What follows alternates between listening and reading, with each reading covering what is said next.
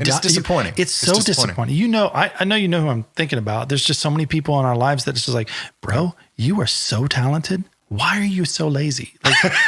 Like if I had half that talent, I would be so famous right now. Welcome to the Chasing Mountains podcast. Your host, Dave Rumer and Jacob Colgan. Learning and growing from the best in business.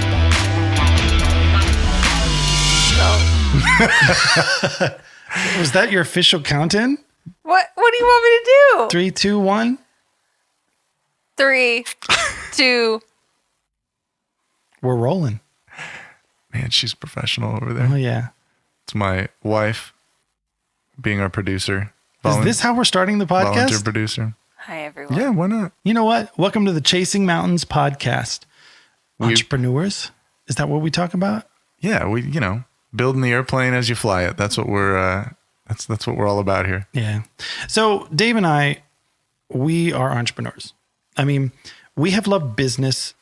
I would say that was something we first bonded over, was just the fact of how much we love business and just even like strategies, marketing, really just anything. And I feel like that was our first, like, oh, you like that? I like that. And we talked for like 3 hours. And I think my wife, who, I've talked sometimes for 2 and 3 hours, and she's always yelling, save it for the podcast. So baby, this is the podcast. And let's hope that we actually get more than 2 listeners.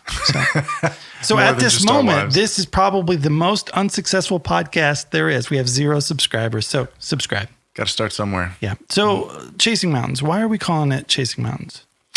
So great question. Mm-hmm. And I think we went kind of back and forth on what would be an appropriate name for this. But like you said, we're entrepreneurs. We are people that I think can't help but see that next challenge off in the distance, that next mountain to climb, that next summit that we can get to the top of. And I think that is very typical for entrepreneurs, for people that are dreamers and doers and business starters.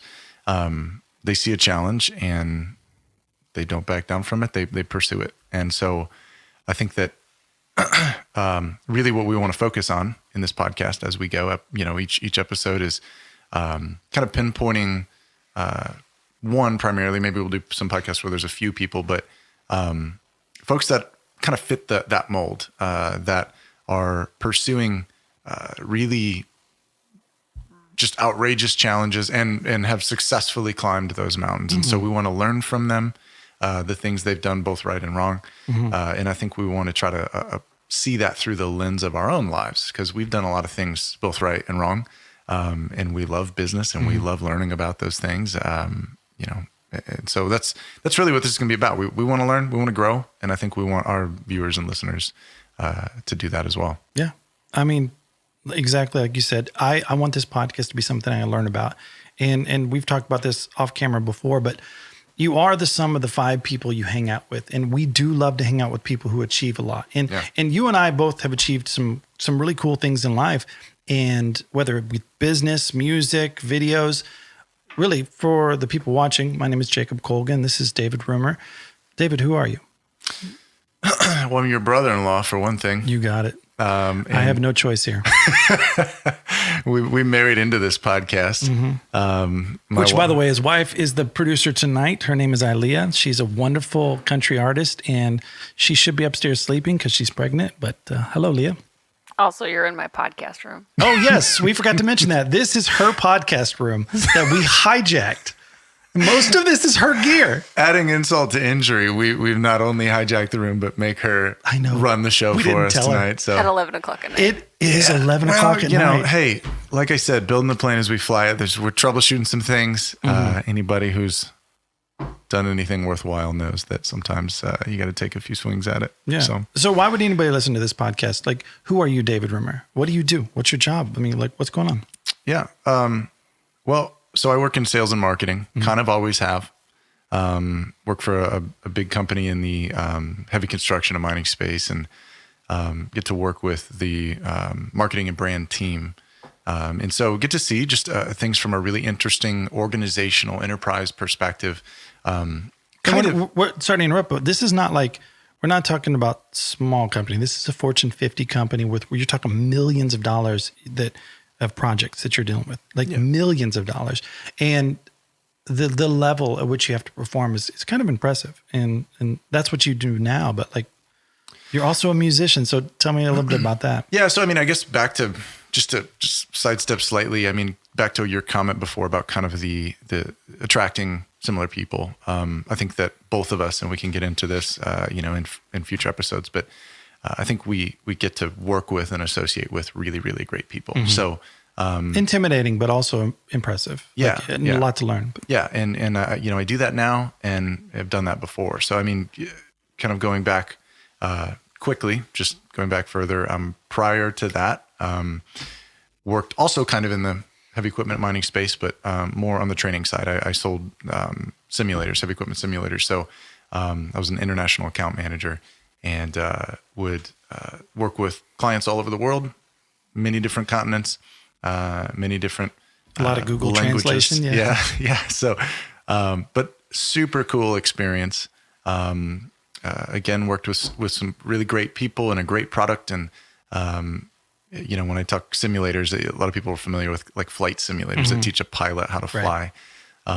That's what it was, but it taught people how to operate heavy equipment. So, really cool experience there. And prior to that, I worked for you, at our creative and marketing agency, that you built from the ground up. And I was able to jump onto that moving train. I stole him from a bank. I basically was like, hey brother, look, I can pay you like nothing, but will you come work for me? It could be awesome. And he said yes. And it was awesome. It was awesome. How long did you work with me? So I think it was like 2 years. I think it was 2 years. And talk about trial by fire. We threw you in the middle of some of that stuff. What a cool experience though. I mean, in that, I think for me is really what kind of lit the fire of entrepreneurialism, of just like, wow, I don't know how to do this yet. And through trial and error and through the people around me, going to try to figure that out. And I think that was sort of the catalyst, I think, for you and I of realizing in an everyday sense that we really love just the process of business. And so, again, you kind of brought me along with that and let me jump in and do things that I wasn't really ever qualified to do. But the passion sometimes that people have, it almost turns out better than someone who is professional. Yeah. Because you have all these years, I know how to do it. It's going to be this way. It's going to be perfect. It'll be okay. Calm down. They do turn out good. They do turn out professional, but sometimes there's no, oh my gosh, that's great. A lot of times there's a lot of, oh my God, that's terrible. But so a little bit, I guess, about me then with what you work. It was a creative firm.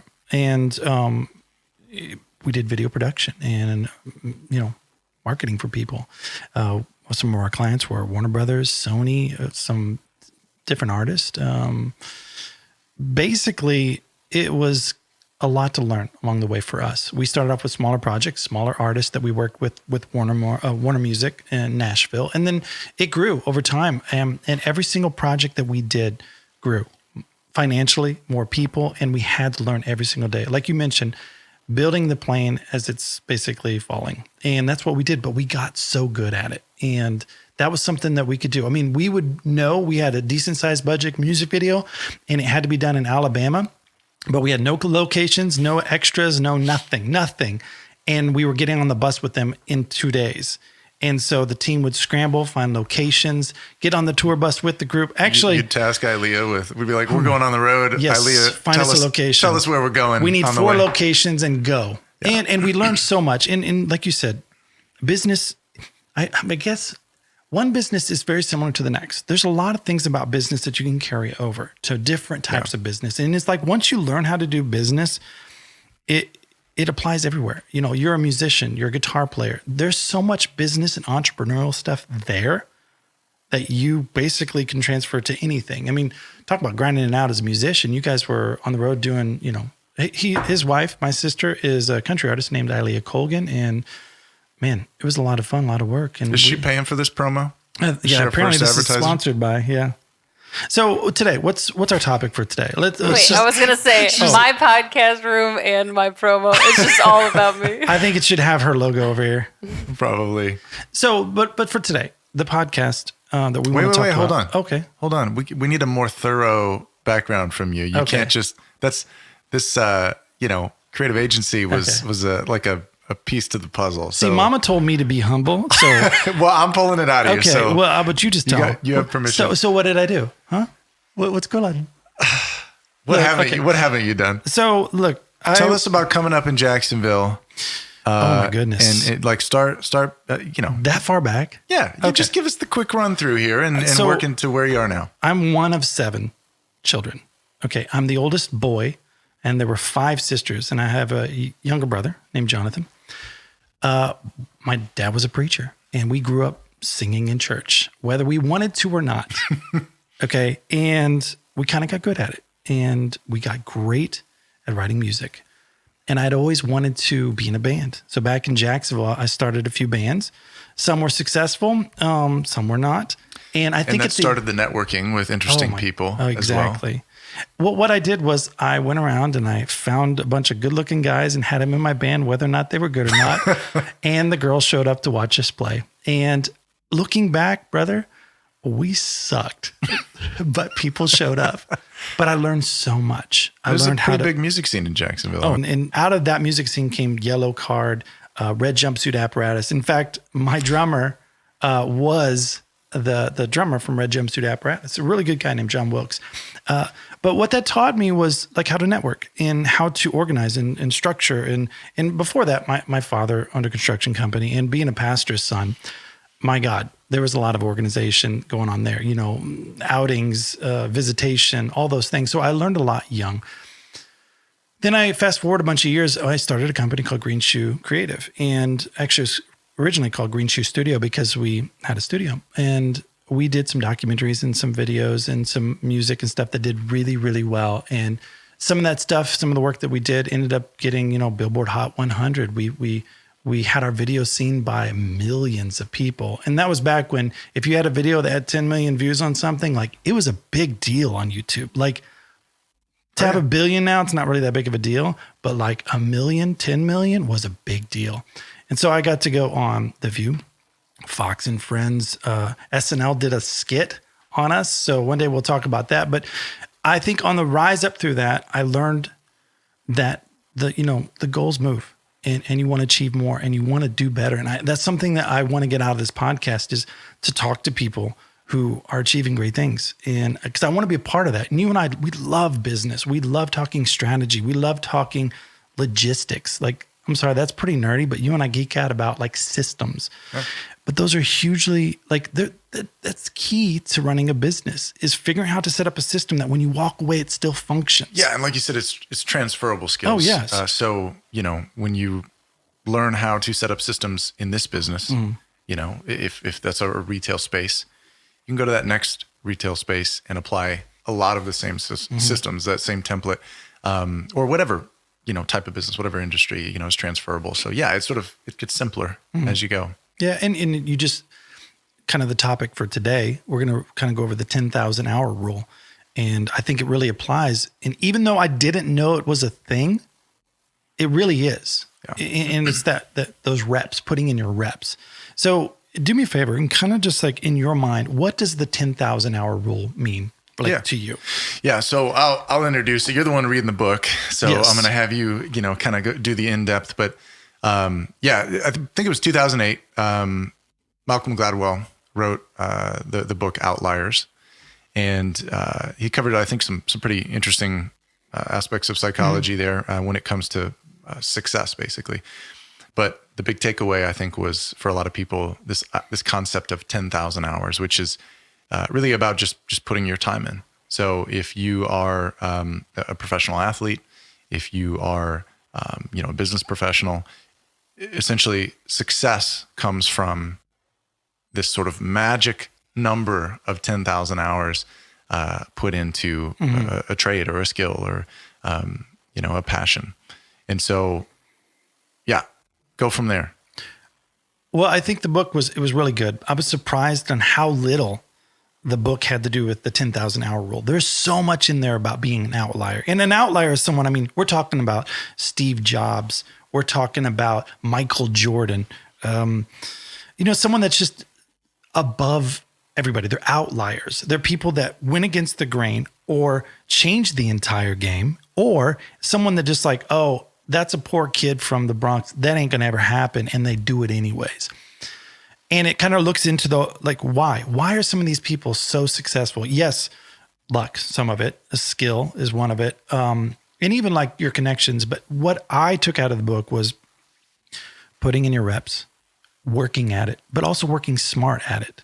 And also, like, just have the hunger to find, to connect, to be around people doing wonderful things so that when you do get your 10,000 hours in and you are successful, you're there for that moment and you can take advantage of it. Because I feel like a lot of people think, well, I don't have my moment. I've never had my moment. I think those moments, come and go all the time, but people aren't prepared enough to see the moment and to jump on it and be ready for it.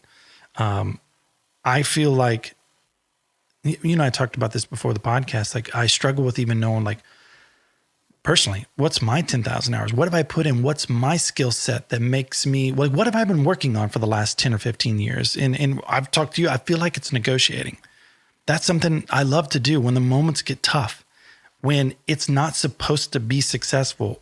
That's when I thrive. When someone tells me, oh, I can't do that, that's when I'm like, okay, then I'm going to love to do this and I'm going to negotiate my way to it. And I love it. And I'm not manipulative. I just enjoy the thrill of it.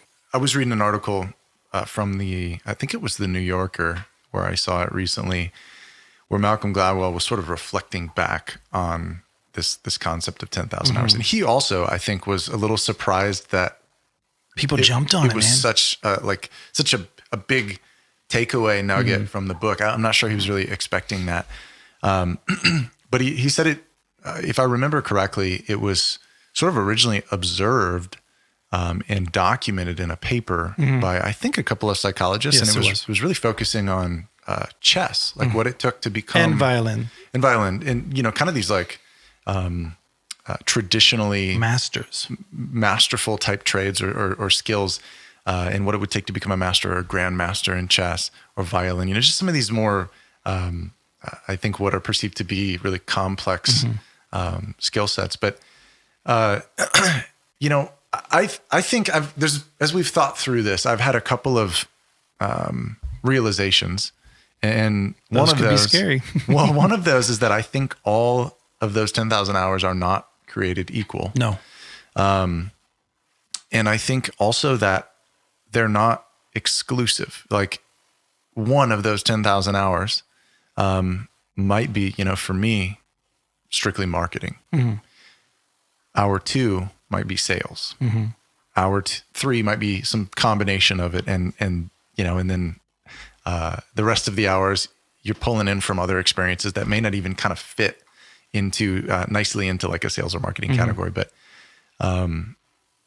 yeah, so as far as like the first realization of these hours not all being equal, I think that, you know, sometimes I have found, I think we've both found, because we've been there together in the trenches together, that sometimes it's those hours where you're really struggling. It's those hours that are really painful, where you don't know what the next steps are.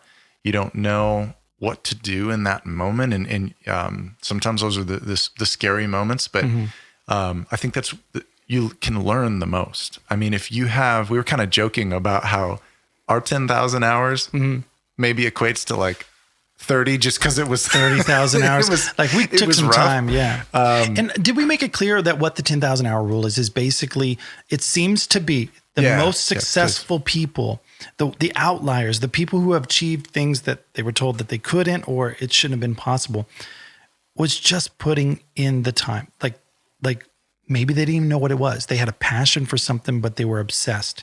And it seems to be that around 10,000 hours of just focusing on something, you're able to become a master at something. Yeah. And it's achievable. It seems daunting. 10,000 hours or 10 years roughly. What's it, 3 hours a day, something, 5 days a week or something? Well, no. So I did the math on that. Yeah. So like, let's say you're in like graphic design, or let's say, you know, sort of a trade that is, kind of like negotiation is hard to quantify, but like, you know, if you're an accountant, if you're an engineer, a graphic designer, somebody who does that thing each day, I did the math. If you work 40 hours a week, Right. It's roughly about 5 years of I think it was 4 to 5 years of doing that job, doing that skill, to where maybe you're not a master, but you're pretty good at it. Right. You've kind of mastered the act of doing it, the process. You understand what you're doing. You should be anyway pretty good at that if you're doing that particular skill for 5 years in a row. Now, okay, so where it gets interesting though is when you talk about something like negotiation, because that's hard to quantify. So I think that, and this was kind of my second realization, which is that sometimes you have, of your 10,000 hours, there's overlap. So, you were maybe working in the creative space. You were working in, with a record label in Nashville or out of New York, working with creative teams there, or working directly with an artist. But so you're gaining hours in that sort of nice little category of being a creative, of working in the music industry and in the creative industry, but also you're building up those hours in negotiation, in that column. So it's kind of a 2-for-1. And I think that sometimes people don't track that. They don't account for that. It's not one thing. Yeah. Like, yes, I'm good at negotiating and I love doing it, but I'm also a really good cinematographer. I can master songs really well. I can do a good contract. Sometimes being a cinematographer is negotiation too, where it's like, I really want you to capture this. Like, yes. No, it'll be better. It'll be better from over here. Just here. Let me explain why. Like it's not like you need to have 90,000 hours of something in order to have 90 things you can do well. There is a crossover, and you are correct. What's your skill set? I mean, obviously you're a professional. You have a high stress job, but like, what is it? What's your thing? So I think on paper, it's like I said, sales and marketing. I think a more like, did you head out trying to do that? Or was it just something you were gravitated towards? Or that you gravitated towards? So I like people. I really, I'm a social person. My wife will tell you it's kind of annoying. Dude, to he's such a social butterfly. You know it too. To leave leaving a party or something, it takes a while. I got to hug everybody. He's a good man though. So yeah, I like people. I like interacting with people, and sales and marketing is a way to do that pretty consistently. So that's what I would say. Kind of, yes, sales and marketing. I set out to do that. My degree's in marketing. It's what I want to pursue. I feel like I'm a creative person, but I think probably what I've been building for many years is social skills and networking, and maybe fits in that negotiation piece, like what you're talking about. Kind of fits in that column, but people skills, which lead to success in a lot of other areas, whether that's as simple as your friend group, or whether that's working with teams. That's a lot of what I've done, whether we talk about, leading people professionally, or leading bandmates on stage in front of, 10,000 people. I think people skills, leadership skills, that's been something I've been trying to build. What about you? No, you do. Besides negotiation, what's your... failing a bunch of times, but still getting up. And I don't know why. Resiliency. Resiliency. That's better. That's better. And that's a huge skill. It is. Someday we should talk about that. I think should be so. a topic on the podcast. It really will be. And it's important. And I don't know if it was just me being just dumb and not knowing when to quit, but like, man, I didn't know it was an option. Like, you mean you could quit? What? Didn't know. But here's something special. I think about you and I. I didn't go to college. I barely graduated high school. You went to college. You had great grades. You're better you than haven't me. seen my transcript. But in general, through. like, you got through. You have a master's. Like, and so both you and I were pursuing kind of the same thing. I went to the school of hard knocks. And when I met you, there were things that you were like, oh no, this is like a first year college thing. You don't do that. I'm like, oh wow, I could have saved a lot of money and a lot of time. But I per se didn't have that option to do a lot of that stuff. And I just loved jumping in head first. And it's been fun. Our relationship as friends and as coworkers, and as, this endeavor right here, we both have similar ideas, but you think a particular way and I think different. And that actually ends up making like a good decision. Like with us working together, there'd be times like, no, here's how you do it. And you're like, okay, that's one thing, Jacob. But like, if we prepared just a little bit, it might be more successful. And I'm like, oh yeah, probably, instead of just leaping without thinking. And, it's been successful for me to do that, to kind of leap head first. But there's another side to that, which is you can leap head first, but like if you prepare just a little bit better, if you miss the landing, it's a little easier. But, I think it's where we work good together. Yeah, I feel like we've always said that we have really complementary skills and complementary approaches to problem solving. And I think that's part of why it's worked well for us too, because I think just to pat ourselves on the back for a second, I think that there's a lot of people that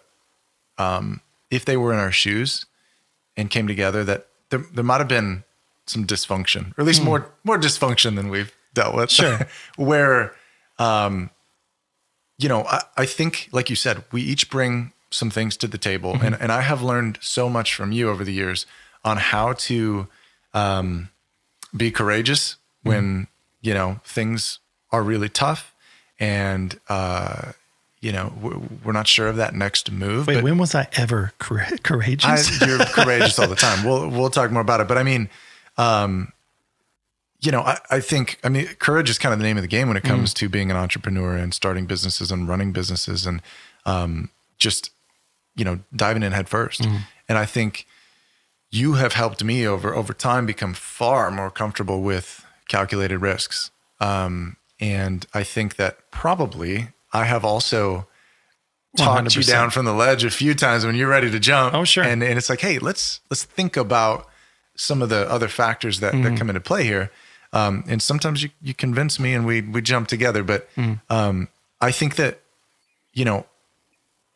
I'm thankful that I didn't have the attitude of like, oh yeah, I've got a degree and I've, here's some really great advice from Dave. Yeah. You have such good creative ideas and we have been able to do some really amazing things because of those. And I think that, I'm thankful that when we met and we were much younger and both dumber. Which I'm going to tell how we met for the first time. Well, hold on. Okay, I want to say though that like, I think to your credit, you didn't look at someone who, when we started having these conversations about business, you didn't look at Dave and say, oh, here's this guy fresh out of college. Like there wasn't intimidation. You saw that as like, here's an opportunity to see what they're teaching in those universities. And well, I heard the saying that just hire someone that's smarter than you. And so I hired people who had college degrees. I didn't, I would say that, it was important for me to get people who I felt could do the job better than I could.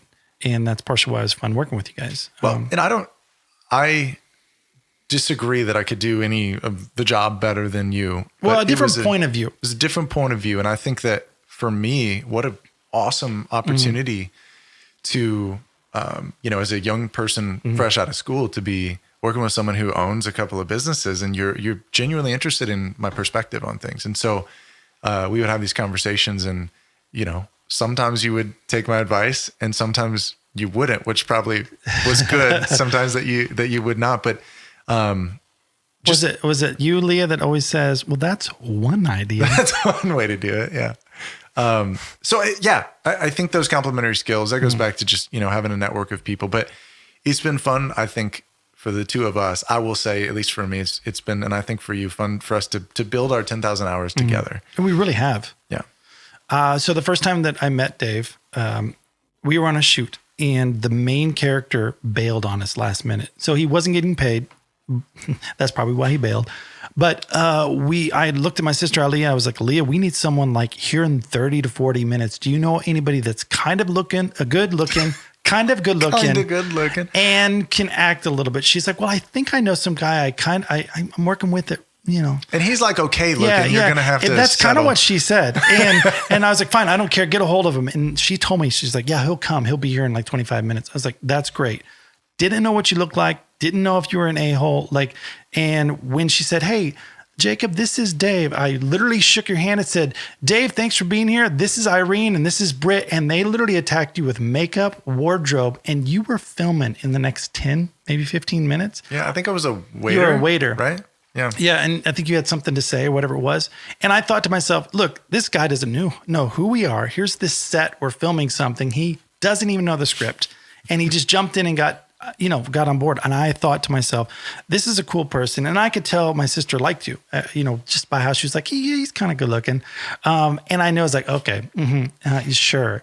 And when she got there and you got there, I could say, I was like, oh, brother. And obviously I'm her older brother. And so I was protective, but you're a good man. And I'm happy that you came and was part of our shoot. And 10 years later, 8 months pregnant with his child. I wonder how that happened. We think it's mine. Okay. That was south.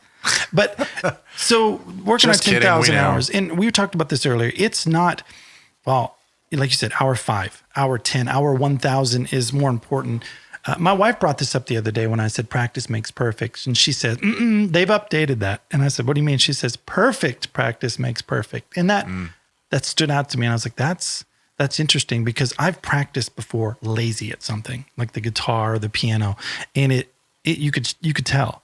But sometimes when I sat down and I had a plan and I worked for an hour or two, I dramatically got better at something. And so a lot of it, I feel like the first part is just getting involved. You don't have to have the idea. You don't need to know what it is you want to do. Just start like doing what you're passionate about.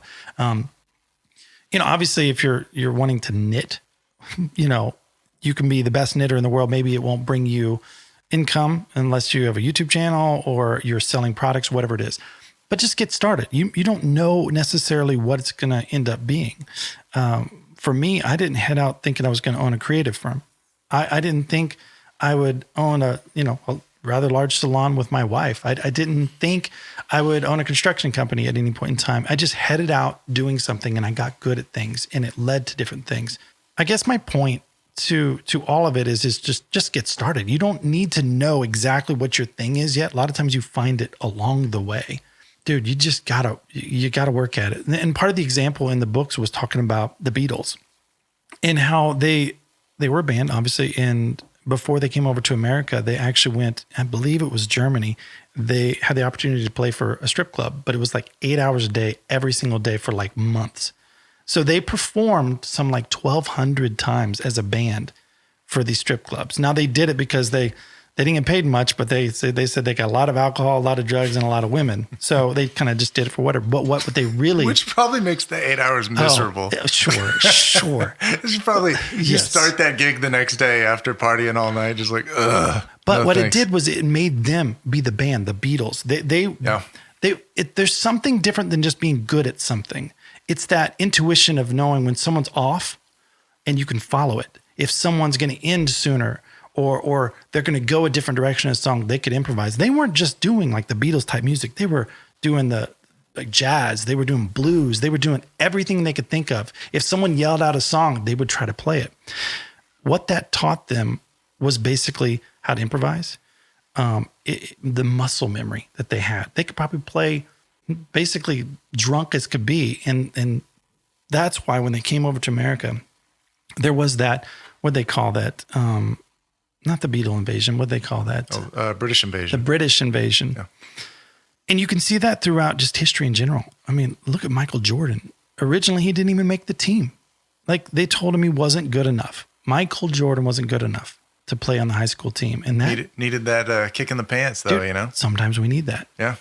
And there's so many people that were too small and they started working out and they ended up becoming Arnold Schwarzenegger. There are so many people who were told they can't sing. Ed Sheeran could not sing. If you go on YouTube and look up Ed Sheeran, like as a kid, it's pretty bad, right? It's awful. And it's out there. And he put it out there. Yeah. Because every day he worked on it more and more and more and got better and better and better. I read this book called Atomic Habits. It's a pretty good book, but it talks about 1% better a day. You don't need to all of a sudden make this massive leap. Just 1% better a day. And it compounds because, and I think that's important. Just get started. Yeah, I think to that point, it's an investment. It's an investment in yourself. And sometimes like a lot of good investments, it can happen in the background. It's like a 401k where you sort of set up your auto pay into that retirement account and it's just happening. And then, you check in every once in a while, you're like, oh yeah, that's growing. Or, you look in your investment account, your Robinhood or E-Trade or whatever. And hopefully things are growing and going up on a good day. But it's an investment where a lot of times, like it or not, if you're doing that activity, if you're going to your job, if you're going to practice every day, you're accruing those hours and you're building. It doesn't seem like something. it sometimes. Yeah. But it's easy to feel, I think, if there's somebody out there that's like 15 years old and they decide, I want to learn to play the guitar. Wow. How am I going to get my 10,000 hours in? Just play the guitar. Just play. You don't have to be. Yeah. Don't be thinking of the 10,000 hour rule. Yeah. Just play because you want to learn it and you want to love it and make those hours count. Because again, if you sit down and focus and are really zoned into what you're doing, instead of just kind of like holding the guitar in your lap while you watch TV, which I'm guilty of doing that. You're going to find a lot more value, and you're going to realize that it may only take, a fraction of that to get pretty darn good. And I'm going to interrupt you real quick.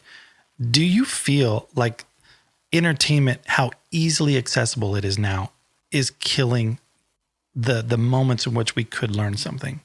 Whereas, what do you mean? Well, for example, when I would go home, I really didn't have a lot to do. It's dark, it's raining. We only had one TV and one, VHS player, and my sisters would be watching something like, some Barbie thing or whatever, or some Disney thing.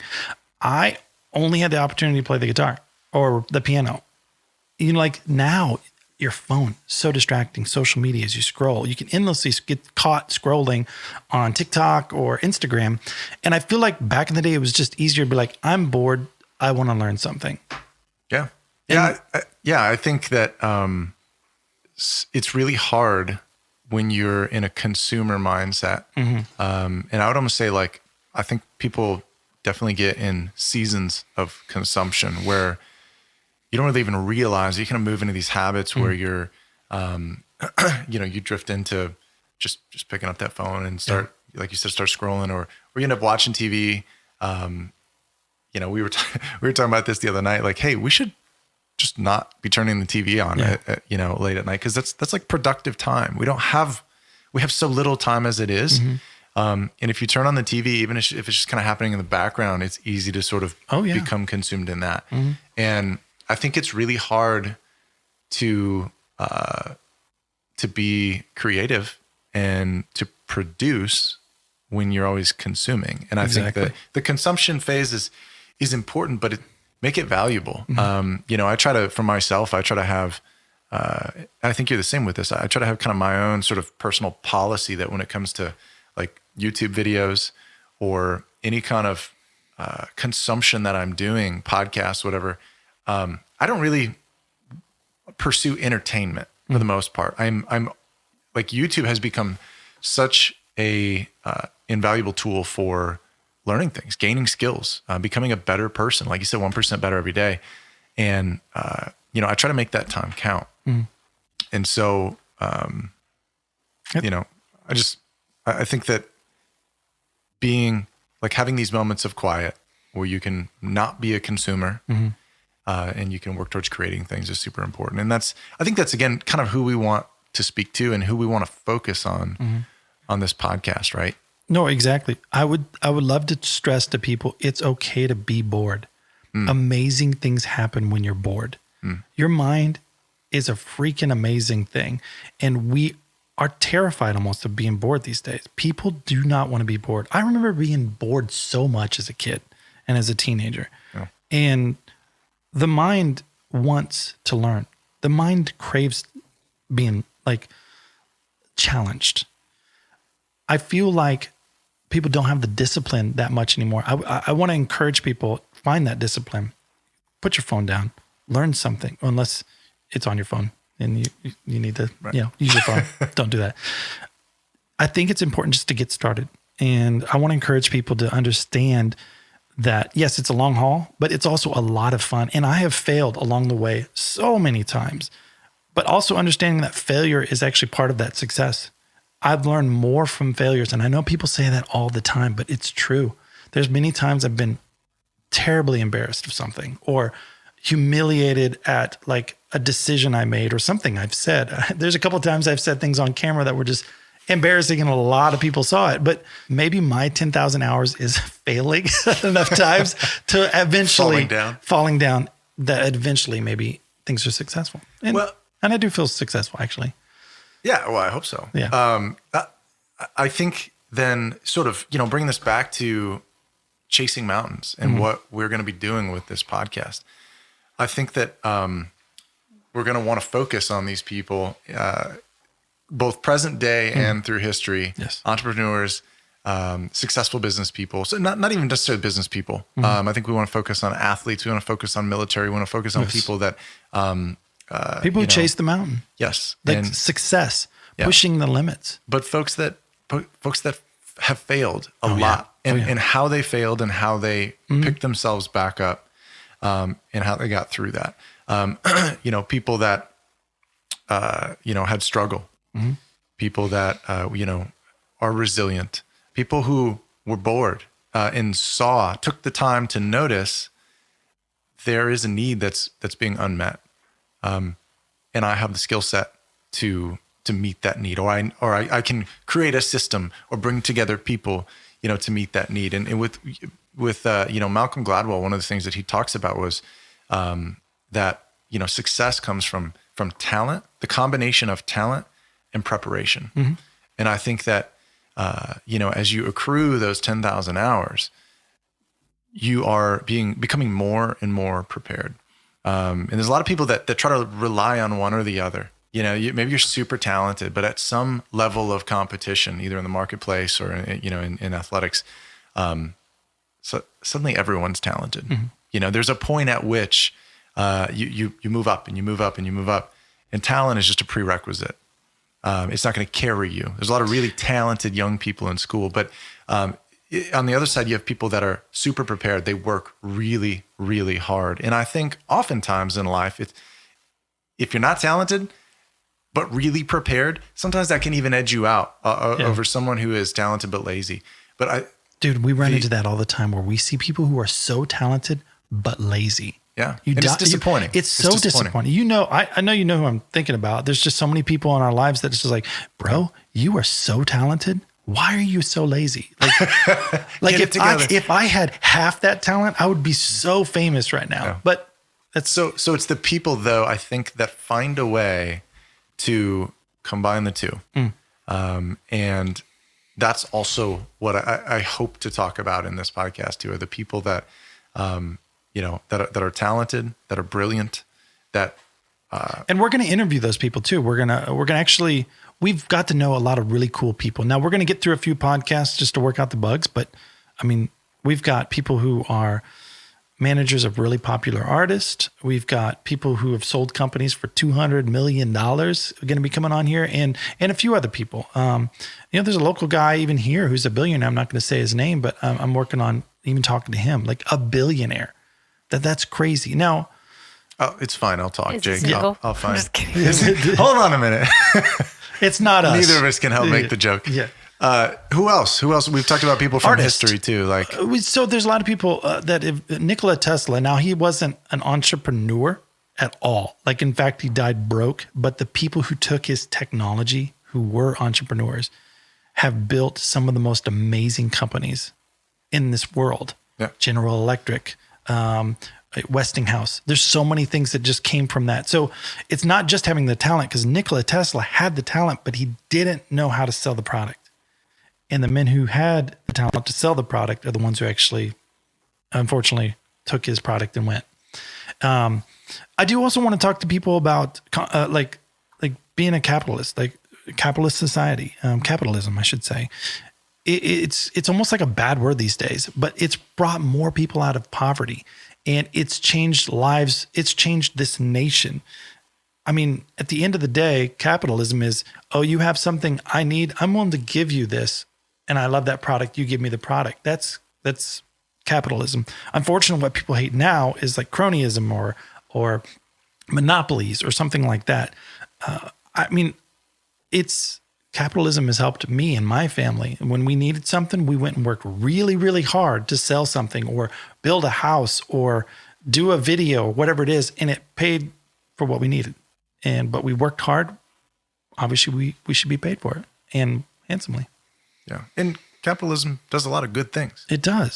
Capitalism brings innovation that helps meet the needs of civilization. Whether you're talking energy, whether you're talking feeding those people, maybe one day we can talk about Norman Borlaug, project we worked on, which was really It was a documentary. Yeah, we did. But yeah, I mean, there's so many good things. Capitalism can bring out the worst in people. It can, but it can bring out, I think, the best in humanity.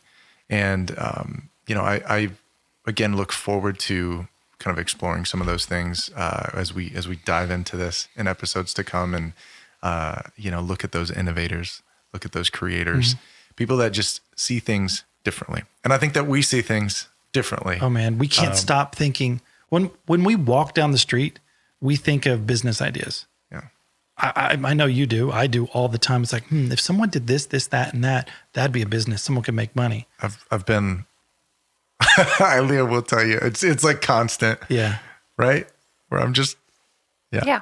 It's great though. But it's also that right there is part of the 10,000 hours is thinking, always thinking. Well, and sorry. So that's what I was going to say earlier about the preparation is that eventually you're going to have your 10,000 hours and then you're going to have your moment.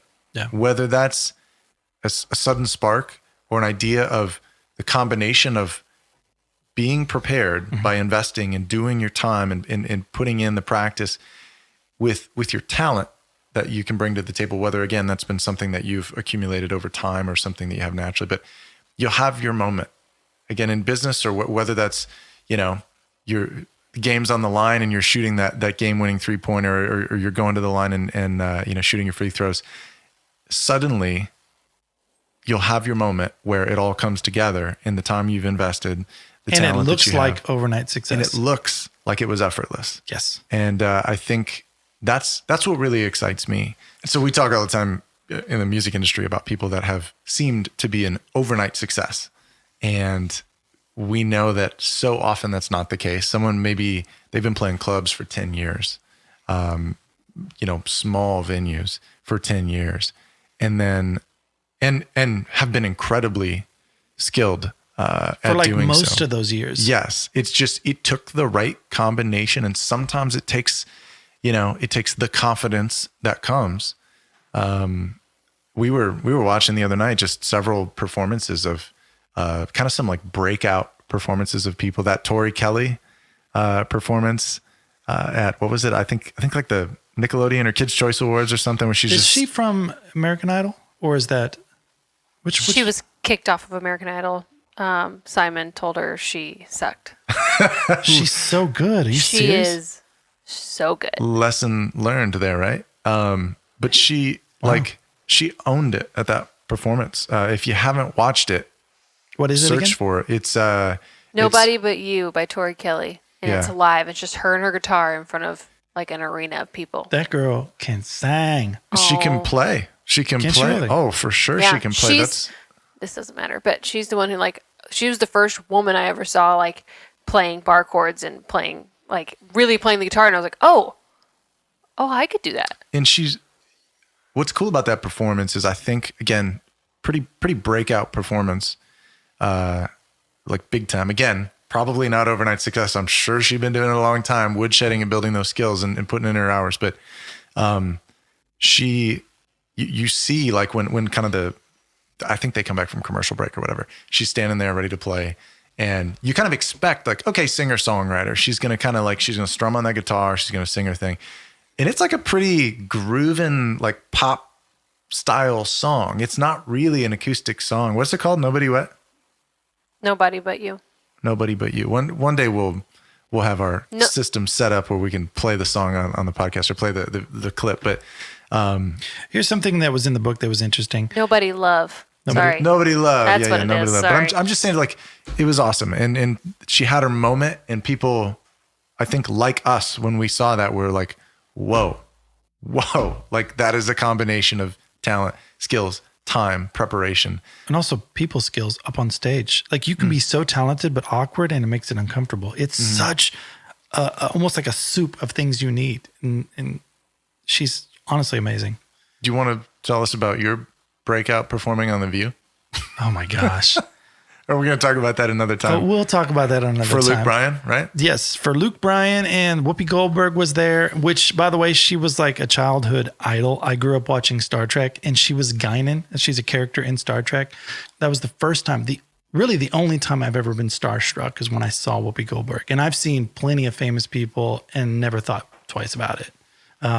But something interesting in the book, it's talking about practice isn't the thing you do once you're good. It's the thing you do that makes you good. And he goes on to elaborate. A lot of people just assume, oh, I'll practice once I'm good at piano. Instead of just like realizing that's how, I didn't realize people think that way.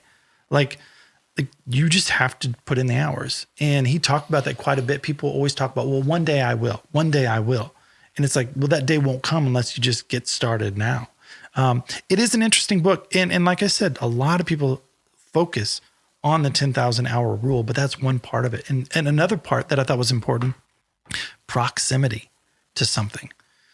If you're in the mountains of Mongolia and you're wanting to be a tech guy and you're brilliant, you're amazing, but you have no internet, it makes it really, really difficult. Sure. And so a lot of times your obsession and your 10,000 hours, a lot of times if you're near the people who happen to do that thing, you see the opportunities, you see the people, you make connections, you make friends. And I think that's what's really important about college.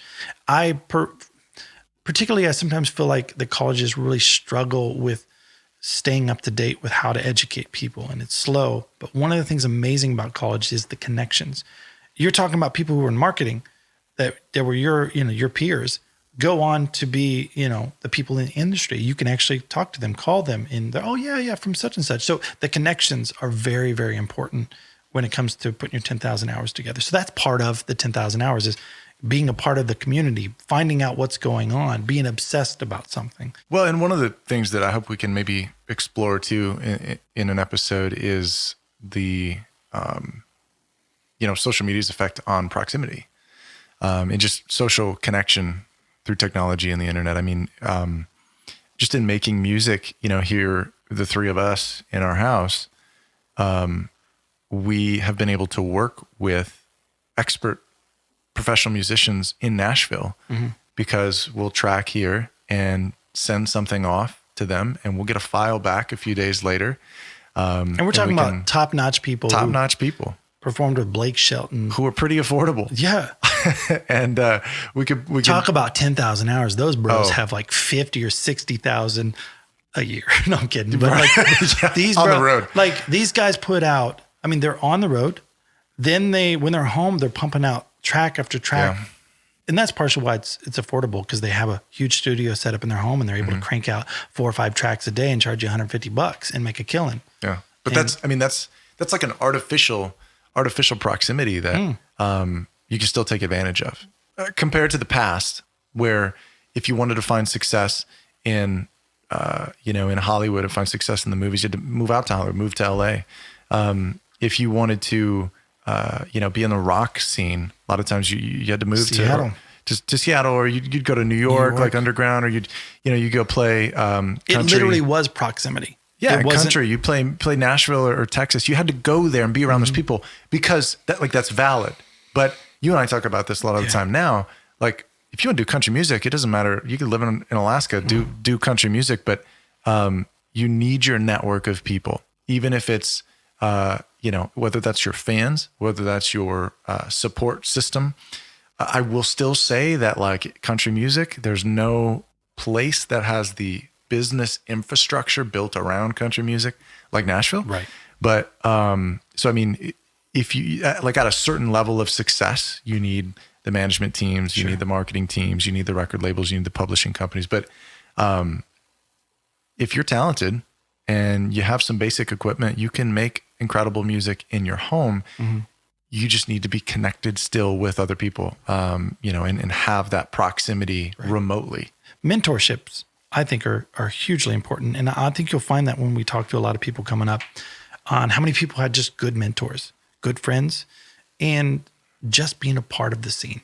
And like you said, you don't have to physically be there, but be there, be in the scene. And I think be a part of it. That's part of your 10,000 hours too. Oh yeah. I mean, just the socializing, the talking about the thing Even if, if you love cryptocurrency, having those conversations with people about, which I smiled because I am into crypto. Yeah. It's made me a lot of money. Well, but you spend a lot of time talking about it. To my wife's sadness. Well, she invests in it too. She though, does. Right? Yeah. But her investor's like, should I buy this? I'm like, no. Yes. But that no and yes, because you're talking with people about it. You're consuming content about it. You're in that scene. Yeah. You didn't move to Cryptoville, USA, but is there a Cryptoville, USA? I'm not going to tell you where it is because you'll move there. No, I just that proximity is super huge, and it counts towards your hours, I would say. And dude, encouragement is so helpful when you're feeling down and out, and you will feel down and out because when you get into something, you have no clue what you don't know. Mm-hmm. I'm right now trying to get into being a pilot, trying to get my pilot's license. I went in oh, this is going to be easy. I'm pretty smart. It'll be great. I get in and I'm 30 minutes in, oh my God, I don't know what I'm doing here. I'd rather you realize that in the classroom than up in the air, by the way. Sure. So that's a good time to. I'm wait, I have to learn how to read a map? What are you talking about? And it's fun. How many hours do you need to be a pilot? What kind of flight time do you need? Man, honestly, I don't think it's 40 hours. But so not 10,000. No, but I feel like there's 10,000 hours of prep into it.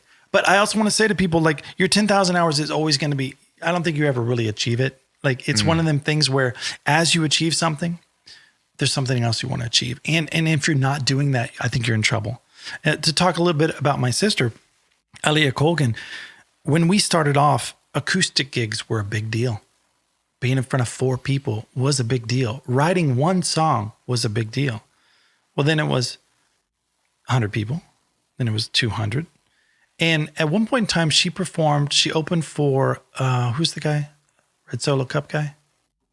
Oh, Toby Keith. Toby right? Keith. She opened for Toby Keith. And she come off stage.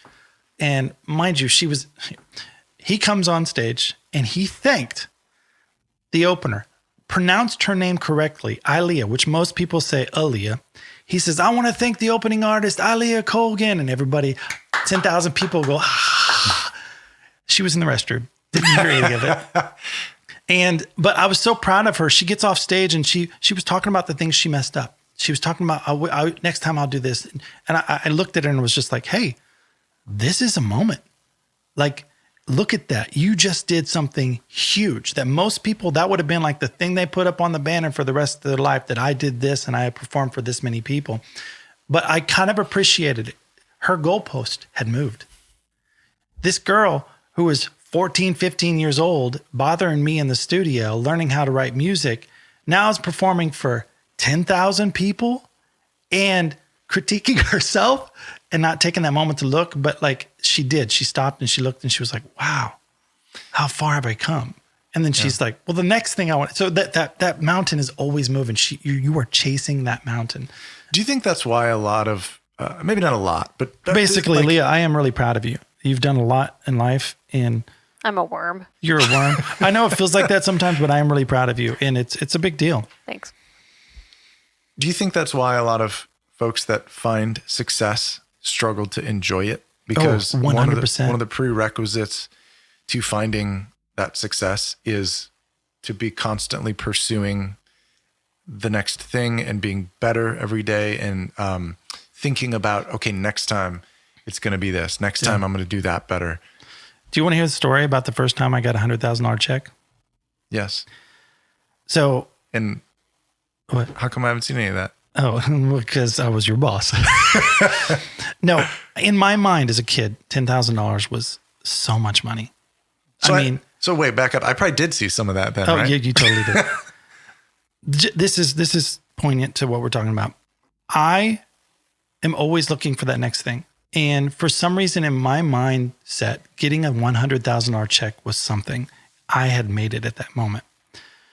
I got a $10,000 check for something. I was like, this is great. I took a picture of it. And then I received some song royalties and I got $100,000 check. I remember looking at it and I achieved that moment and I literally felt sad. It was a letdown. It was a letdown. I almost teared up in that moment. And I was just like, I've worked so hard. I have been through so much. I've lost so much and gained so much. But here it was sitting in front of me, and that wasn't it. And I hate to, talk about Miley Cyrus, but the song, It's the Climb, it really is the climb. That's what I love. That's the passion. The money didn't mean nothing. I mean, mind you, it was fun. I liked looking at that check, but man, did it go quick. You spend it on things. Money isn't important. I feel like it's fake. We need it. Companies function on money. The society functions on money. But I remember looking at that, just feeling like, wow, it didn't feel right.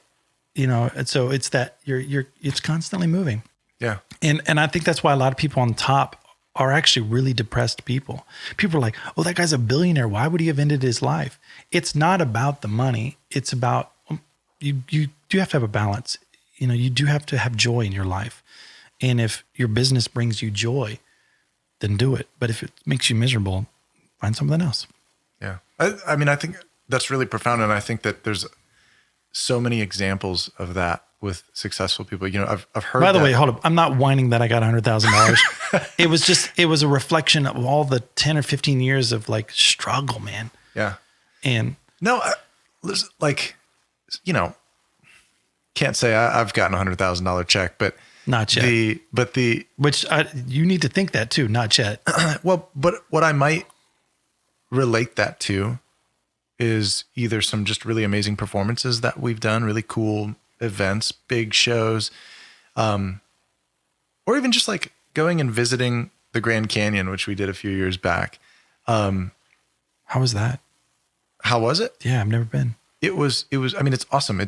So that's my point is you can go to these different lookout locations. If you've ever been to the Grand Canyon, you know what I'm talking about. There's these different overlooks that you can go, and there's a bunch of them. Grand Canyon's huge. Pick a spot, and it's unbelievable. It's your brain almost can't comprehend. It doesn't look real. It's so huge, and it's so beautiful, and it's so impressive. You look at it, you sort of soak it in, and you think, wow, yeah, this is unbelievable. It's so beautiful. It does look fake. And it looks like another world. Yeah, but you kind of stand there for like 10 minutes, and then you start thinking like, okay, I wonder like, they got any good food in the gift shop? I want a burger. Now what? Really? And it's, well, yes. And my point is that like that moment of being at that destination, that point that, yes, it's incredibly beautiful. Mm-hmm. It's unlike anything that many people have ever seen, any great wonder of the world, but is that bad? Is that a human, like, is that an error in our coding that we can't enjoy? I think it's good because there is, I mean, otherwise you would see, I mean, you'd see a pretty flower on the sidewalk and you could become totally consumed your whole life. Says, wow. Yeah, I think, you touched on this. I think we are pre-programmed to be amazed and then to move on, to be amazed and then to pursue amazement again. That's our that curiosity is built into our psyche to pursue new things. And do you feel like some people have it more than others? Oh yeah. Yeah. Because like, even as a kid, when all my other friends were just playing, like I started a company, like, and borrowed food from their mothers. Borrowed. How am I going to give it back? Did you give it back? Yes, by selling it to their kids. Wait. You've never heard this story? I was thinking post-digestion, but you're thinking of poop. I was thinking of money. Now I really hope you didn't sell it to their kids. You not heard about when I opened a restaurant called Tony's Restaurant? It's an Italian restaurant. I clearly was an Irish boy. You've not heard this story? I don't think so. So when I was 7 years old, my cousin Joshua Gibson was over, and I said, let's start a company. He says, great. What's it going to be? I said, it's going to be a restaurant called Tony's Restaurant. It's an Italian restaurant. He goes, that's great. Well, where are we going to get the food? You're starting your own restaurant and you're naming it after some guy named Tony. Dude, that's instead of Jacob's restaurant. I know. But that's branding. I knew, I was like, nobody would go to Jake's restaurant, but I knew they'd go to Tony's because who's Tony? It's curiosity. And anyways, I went to every mother in the neighborhood and said, would you donate food to me? And donate food for my restaurant or whatever. I had some reasoning per person. And they were like, sure. They thought I was just some cute kid. And it was a little cul-de-sac. We knew everybody. It wasn't like I was going to random strangers. And they gave me food. And then I opened a restaurant, went to every single one of the kids and said, we're opening a restaurant, Tony's Restaurant. Not everybody's allowed to come. And everybody came because it was exclusive. It was exclusive. Yeah. And, you gotta earn your place. And also there's this one bully up the street. We didn't really actually want him to come. And anyways, they showed up and they all paid me money for their mom's food. And I kind of got in trouble for it later. Not from my parents, but it might've been one of the other mothers cause it was obviously free food. And my cousin kept saying, just keep it open, man. It'll be great. And eventually kids stopped coming. But I made some money that day. And that taught me something really, really young. It's like people have things you need. And if you can sell it to them, they'll give you money. And I also made a lot of friends along the way. It was pretty cool. Did you get a permit from the health department? Oh my gosh, no. And if I remember correctly, it was Sam's Choice soda and Funyuns. So you nothing Italian about it. I hope that Funyuns doesn't want to advertise with us one day, but it doesn't sound like maybe you were pursuing a quality business model. No. It was more dude, when I was 7 years old, leader. Funyuns were effing amazing. I can't say that I loved them. I've ever liked Funyuns, but oh, well, you know what? We can't be friends Sam's anymore. Choice is okay. Yeah. It's awful. Little cola. It was diet. My mom it was awful. Anyways, the point is that I think was also part of my 10,000 hours on a lot of things. You know, I got pretty good at getting people together and having a cause, and I enjoyed that. And though the threshold keeps moving, I think that's what I love. I love pursuing things. I feel like we humans need that chase and that purpose. And I think a lot of people, the reason why they're sad and the reason why they just feel unfulfilled is because they don't know what their purpose is. And I would just say to someone, get out there and just start working and you'll find it. You'll find that thing you love. And if you can't make money at it, do it. Have fun. Find a way to make money. And if it's not, let's just say poetry. Like say you want to make money doing poetry. I don't know how to do that. Get into it, figure it out, write a book, whatever it is, have a podcast. Yeah. We'll figure it out.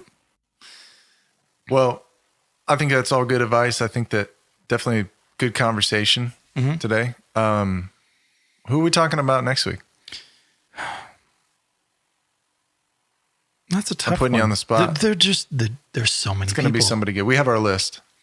I'm going to wait to talk about some of these, but Elon Musk is someone I want to talk about.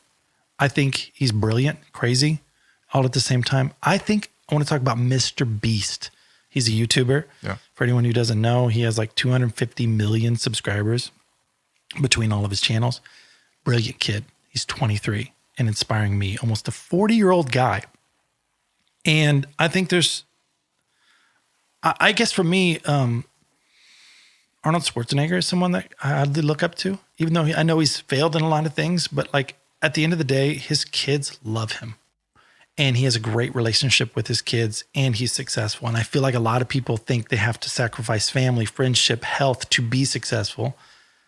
But I think I'm more inspired when I see people who are successful and have a successful family life. Yeah. But who do you want to talk about? Yeah, all those for sure. I want to, I want to make sure that we look at some folks from history. Inventors, Alexander Graham Bell, Thomas Edison. Talk about people on the cutting edge and changed our worlds. Yeah. I definitely don't want to kind of gloss over that. But I think current events, current folks, the Elon Musks, I want to talk about, the Joe Rogans, the Jocko Willinks, the kind of thought leaders of today. Which crazy thing that a podcaster comedian would be a thought leader. Yeah. But I think it's because he asked the right questions. I think it's, when we talk about these folks, we should get into this, but yeah, the whole concept of like personal branding, of kind of whatever it is you do.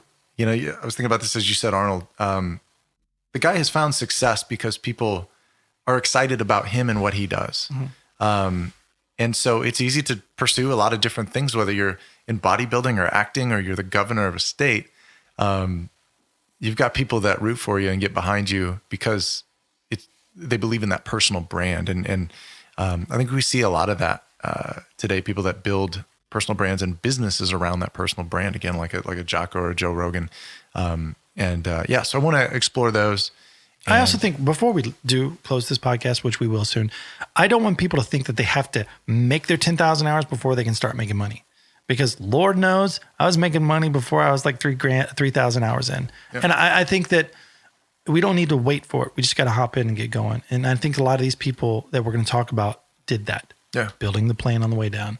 And sometimes you crash, but I'd say that this is part of our 10,000 hours. You know, not only do I want to learn, but I want this for us to be an opportunity to, you know, just work on our communication skills and learn more about those that have come before us, people that have found success, and how can we apply that? Not only see it through the lens of things we've already done, but maybe get some resolve for what lies ahead, you know, for us. And I hope that we can provide that. And speaking about what lies ahead, I mean, we're going to be doing a lot of fun things, and we can't always be in Ilea's podcasting room. So we're going to probably be out doing some things. We're going to Skype in with people who can't make it in. Mm-hmm. I think it's going to be fun, and it's going to be a challenge. And, you know, it's kind of uncomfortable a little bit to just put yourself out there. And, you know, we're not the authorities on the matter at all. We're learning every single day. But I do want to talk to people who are the authorities on the matter, people who actually write the books on things. But I do know, and since I met a few of those people, they're always wanting to learn more. And it's amazing how humble some of the people at the top are. I think they know that. You know, then there's always the drama queens who know they're famous and know they're great. So yeah, we want to talk to all of them. We do. Absolutely. Yeah. I would just say thank you. Thank you for listening to the podcast. We struggled with the name Chasing Mountains. I know we probably get a lot of people here who love finding mountains and climbing them in the hiking community. But the thing is, I think it's important. Like what we thought about even overnight success, because that's kind of never happens. And last point, I guess, is people who do have overnight success are not prepared. Yeah. And it comes crumbling down. People wonder why there are one-hit wonders. A lot of them is because they didn't have the infrastructure behind them to succeed off that hit. Yeah. I mean, yeah. So I would say if that sounds good and you want to join us for all of that, like our YouTube channel, subscribe. We're going to be putting out podcasts weekly on the YouTube channel, as well as distributing those through. What are we doing? I think we'll do Spotify, Apple, and what else is out there? Google Play. Thank you. Wherever you get your podcasts, we'll be there. We will be. But also, thank you to Ilea for letting us hijack your podcasting room and for staying up till midnight to do this podcast. This was long. They probably won't always be this long. God, no. I think this is I said God, no, like I hated it. God, no. It was just a lot to kind of get out, just to kind of build that foundation. And look, I understand we didn't clarify everything just yet, but never stop learning. Yeah. Get your 10,000 hours in. I feel like I'm always in the middle of 10,000 hours. I never reached it. I feel like, because as soon as I learn, I'm like, oh gosh, I got to learn so much more. Maybe we'll get 10,000 hours of podcasting. Yeah. Leah's like, not with me as a producer. Mm-hmm. Anyways, thank you so much. Chasing Mountain Podcast. We are out. Thank you for being a part of this podcast. Please leave a comment with your questions or business endeavors. We would love to be a part of your journey. If you would like to hear more, please like and subscribe. The thoughts and opinions on this show do not reflect those of our advertisers, employers, or other affiliates. The content should not be considered legal or financial advice. The Chasing Mountains podcast is a production of Chasing Mountains Media. Copyright 2022.